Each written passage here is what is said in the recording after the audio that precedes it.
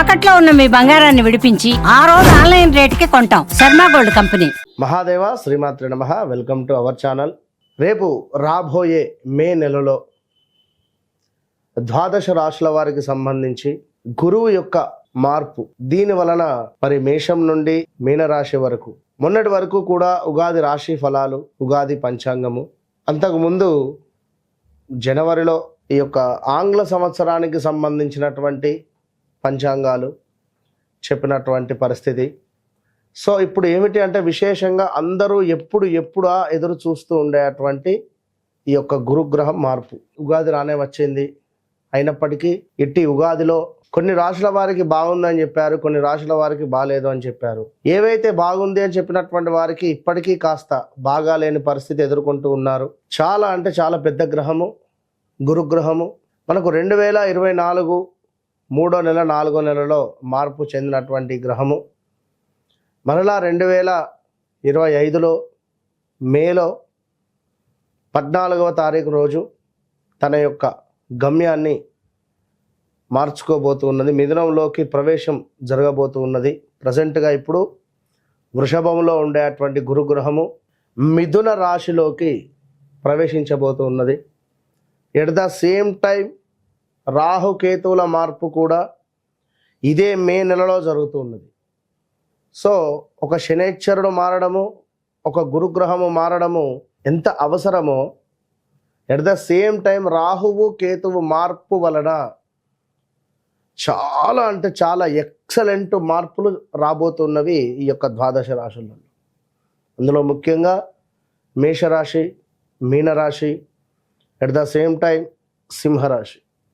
ఎవరికైతే బాగా లేవు అని అనుకునేటువంటి రాశులు ఉన్నాయో వారికి ఈ రాహుకేతువులు చాలా అంటే చాలా అద్భుతమైనటువంటి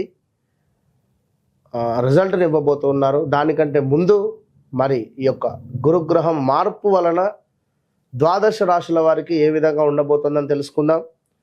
ముఖ్యంగా ఒక మాట, చివరి మాట, గోచారములో గ్రహస్థితి, గ్రహచారంలో గ్రహస్థితి వేరువేరుగా ఉంటుంది. సో మీరు జన్మించినటువంటి సమయానికి ఏర్పడేటువంటిదే గ్రహస్థితి. ప్రజెంట్గా మారేటువంటి గ్రహాలు గోచారం. సో మీకంటూ ఒక డేట్ ఆఫ్ బర్త్, పుట్టిన సమయము అనేటువంటిది ఉంటుంది. దీన్ని బేస్ చేసుకొని 100% చూసుకుంటే 99% అక్యురేట్గా ఉంటుంది. మరొక మాట, జన్మనామము వేరుంటుంది, వ్యవహారిక నామము వేరుంటుంది ఇక్కడ చాలామందికి. సో ఈ రెండిటికి సంబంధించినటువంటి విషయంలో కూడా కొన్నిసార్లు ఇబ్బందులు ఎదుర్కొనేటువంటి పరిస్థితి ఉంటుంది. కనుక అన్ని విషయాలను అర్థం చేసుకొని మీకు అద్భుతమైనటువంటి రెమెడియా, రిజల్టా, ఏం జరుగుతుంది, ఏం జరిగింది, జరగబోతోంది అనేటువంటి అన్ని విషయాలు చెప్పేటువంటి వారు ఒక ఆస్ట్రాలజర్, మంచి సబ్జెక్ట్ ఉండేటువంటి వారిని కన్సల్ట్ అయ్యేటువంటి పరిస్థితి చేయండి. Okay, all the best. So ప్రతిదీ కూడా సబ్జెక్టు పరంగా 100కు 100% అక్యురేట్గా చెప్పేటువంటి పరిస్థితి అమ్మవారి దయ వల్ల మనకున్నది. కనుక మీరు ఎవరైనా కూడా ఖచ్చితంగా ఛాలెంజ్గా చెప్తున్నా, మీ డేట్ ఆఫ్ బర్త్, పుట్టిన సమయం మాకు ఇచ్చినట్టయితే ఖచ్చితంగా కూడా మీ జీవితంలో జరిగింది, జరుగుతుంది అనేటువంటిది 100% జరగబోయేది కూడా మేమే చెప్పేటువంటి పరిస్థితి ఉంది. సో ఈ విషయాన్ని మీరు గమనించుకోండి ప్రేక్షకులు. ఓకే, మరి ముందుగా మేషరాశి వారికి ఏలినాటి శని ప్రారంభమైనటువంటి ఒక భయముతో ఇబ్బంది పడుతూ ఉన్నారు. ఈ భయం వల్ల కొందరికి నిజంగానే యాక్సిడెంట్స్ కావచ్చును, లేదా హెల్త్ రిలేటెడ్ ఇబ్బందులు కావచ్చును, మనీ రిలేటెడ్ ఇష్యూస్ కావచ్చును, లేదా జాబ్ రిలేటెడ్ ఇష్యూస్ కావచ్చును. ఇలాంటివి కొన్ని ఫేస్ చేసేటువంటి పరిస్థితి 100% ఆల్రెడీ మీకు 2024 ఆగస్టు నుండే బ్యాడ్ ఈవెంట్స్ అనేటువంటివి స్టార్ట్ అయిపోయినవి ఆల్రెడీ. సో జనవరి, ఫిబ్రవరిలో జాబ్ రిలేటెడ్ మార్పుల, చేర్పుల, లేదా అవమానాల. వాస్తవానికి మేషరాశి వారు అంటేనే ధర్మంగా ఉండేటువంటి వారు. సో మీపై తెలియని ఒక మచ్చ మోపడం కానీ, నమ్మినటువంటి వ్యక్తుల నుండి కొంత చెడు వాతావరణం, వెన్నుపోటు పొడిచేటువంటి పరిస్థితి మీకు మీరు ఎంతో ప్రేమగా చూసుకుంటారు. 5 అడిగితే 10 ఇచ్చేటువంటి వారు మేషరాశి వారు. అలాంటి మీకే వెన్నుపోటు పొడిచినటువంటి దాఖలాలు. సో జాగ్రత్తగా ఉండండి. ఇప్పుడు మీకు గురుగ్రహము చాలా అనుకూలంగా మారబోతున్నది ఈ యొక్క మే 14వ తారీఖు నుండి కూడా. సో ముందుగానే మీకు చెప్పడం జరుగుతున్నది.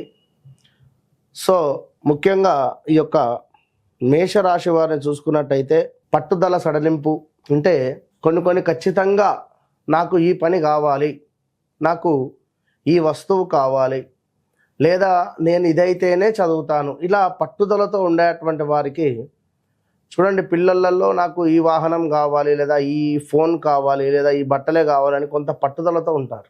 ఇప్పుడు ఒక వయసు వచ్చిన తర్వాత పట్టుదల అనేటువంటిది సడలింపు అయ్యేటువంటి పరిస్థితి. అందులో భాగంగా ఇప్పుడు ఈ 2025 ఈ మే నుండి ఈ గురువు మారుతున్నాడు. మనకు సుమారుగా సంవత్సరం పాటు మిథునంలో ఉంటాడు. అంటే మనకు 3వ భావము. పట్టుదల సడలింపు, అదేవిధంగా అనూహ్యమైనటువంటి చిన్న ప్రమాదాలు కూడా జరిగే పరిస్థితి ఉంది. దీంతో పాటుగా కొంతమేర దరిద్రమైనటువంటి వాతావరణము, వ్యవహార నాశనము, బంధువర్గం వారితో చిన్నపాటి గొడవలు, ఎంతో కష్టపడితే కానీ ఫలితం రాని పరిస్థితి. ఇక్కడ ప్రతిరోజు దేవాలయానికి వెళ్ళేటువంటి వారు, నిత్యము భగవంతుని ఆరాధనలో ఉండేటువంటి వారు, పూజ్యులను గౌరవించేటువంటి వారు, మీ తల్లిదండ్రులతో ప్రేమగా మాట్లాడేటువంటి వారికి ఈ వర్డ్స్ అనేటువంటి ఏవి కూడా సెట్ కావు. సో తరచూ భార్యాభర్తలు గొడవ పడేటువంటి వారు, మద్యం సేవించి నోటికి ఎంత వస్తే అంత మాట్లాడేటువంటి వారు కావచ్చును. సో అదేవిధంగా తల్లిదండ్రులను బాధ పెట్టేటువంటి వారు కావచ్చును, భార్యను కొట్టేటువంటి వారు కావచ్చును, వారికి ఇంకా ఇబ్బందికరమైనటువంటి సంఘటనలే ఉంటవి. అదైతే గుర్తుంచుకోండి. సో ఇక్కడ దరిద్రము అని అనాల్సి వచ్చింది. అలాంటి సిచ్యువేషన్ను మనం కోరుకుంటే అలాంటి పరిస్థితిలోకి వెళ్ళే పరిస్థితి ఉంటుంది. అదేవిధంగా అనూహ్యమైనటువంటి ప్రమాదాలు, సమయం బాగా లేదు అనేటువంటి సందర్భాలలో సాహసాలు చేయకూడదు. సాహసాలు అంటే ఏమిటి? 4 వీలర్ తీసుకొని దూరప్రాంత ప్రయాణాలు, అదేవిధంగా పరధ్యానంగా ఉండకూడదు. ఓకే, ఇవి కొంతమేర మనకు అనుకూలిస్తవి.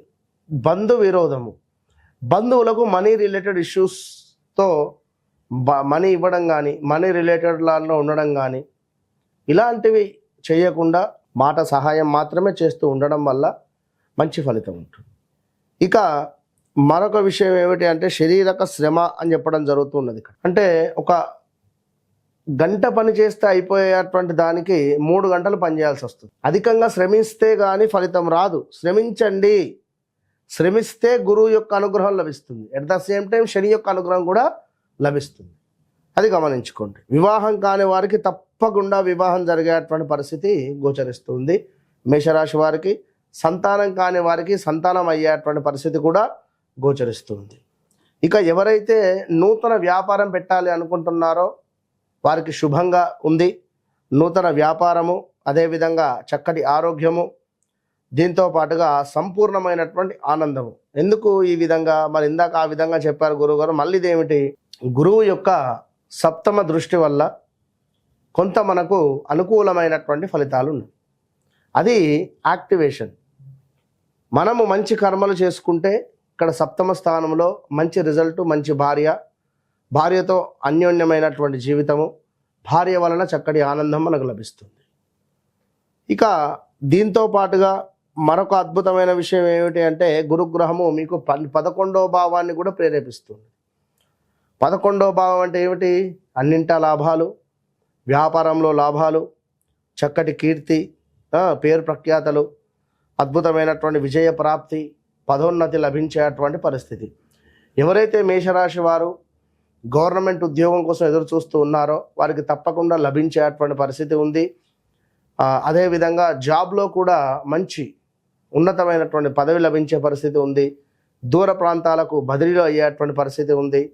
ఈ విధంగా ఈ యొక్క గురువు యొక్క అనుగ్రహం వల్ల ఈ యొక్క మేషరాశి వారికి 75% బాగుంది, 35% బాగాలేదు. 35% ఏం చేసుకోవాలి? దత్తాత్రేయ స్వామి ఆరాధన లేదా దక్షిణామూర్తి ఆరాధన. రోజు మనకు కనిపించేటువంటి తండ్రికి నమస్కరించుకోవాలి. దేవాలయానికి వెళ్ళాలి. గురుగ్రహానికి దీపారాధన చేసి దీపంలో కాస్త పసుపును వేయండి. చక్కగా ప్రతిరోజు కూడా ఎల్లో రిలేటెడ్ ఉండేటువంటి టవల్తో తుడుచుకోవాలి.